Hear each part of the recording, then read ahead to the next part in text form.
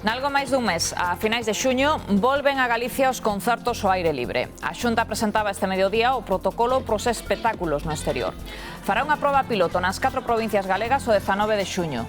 O protocolo recolle dúas modalidades: espectáculos de menos de 1000 persoas nos que se poderá estar de pé, estará prohibido comer e beber, e espectáculos de máis de 1000 nos que os espectadores se situarán por seccións e obrigatoriamente terán que estar sentados. En ambos os casos será necesario facer reserva e usar a máscara. E é o momento de reactivar, de comenzar a reactivar pois as actividades culturais para unha volta progresiva o que se denomina a normalidade, que no fondo non é nada máis que o mundo pre-Covid. Que tal? Moi boas tardes. O que xa se fixo efectivo é a ampliación do horario de apertura dos bares de tapas. Esta noite xa puideron abrir ata 1 da madrugada, iso sí, só para dar ceas. O balance que fan é positivo, xa que din, os clientes responderon ben. Aplica para estes locais os mesmos requisitos que tiñan os restaurantes, isto é, sistema de reservas, rexistro de clientes e medidores de CO2.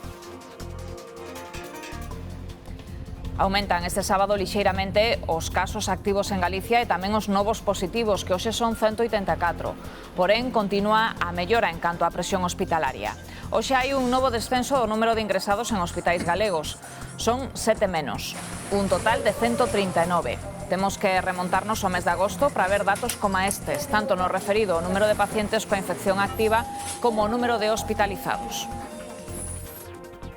Detrás desta mellora está a vacinación masiva que segue a bo ritmo tamén nas fins de semana. Galicia é a terceira comunidade con máis poboación vacinada coa pauta completa, algo máis dun cuarto da poboación. En Ourense e en Santiago convocáronse este sábado algo máis de 4000 persoas en 100 cidades. Todas elas de entre 50 a 59 anos.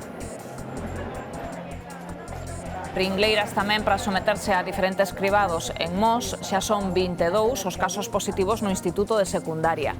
E ali no propio centro, alumnado e profesorado someteronse ás probas para a detección de asintomáticos. Tamén en Culleredo e na Pobra do Caramiñal se repetían imaxes similares ante o aumento de contaxios. E tamén estaremos na estrea da Intermodal de Santiago de Compostela. A bella estación de autobuses é historia e dende esta mañá xa está operativa a nova, a carón da terminal ferroviaria. Conta con 36 dársenas para o transporte urbano e interurbano. A espera de que se licite a construción da nova terminal do AVE, dende hoxe xa é realidade a interconexión de viaxeiros en Santiago. Un proxecto que o presidente da Xunta non interpreta en chave local, senón como unha construción de país. Cando o goberno inviste na Coruñá, está investindo en Galicia. Cando inviste en Lugo, en Ourense, en Pontevedra, está facendo Galicia. Cando inviste en Santiago, en Vigo, está construindo Galicia. E Galicia se construye cunha visión única e cun modelo e unha planificación que abrangue a todos.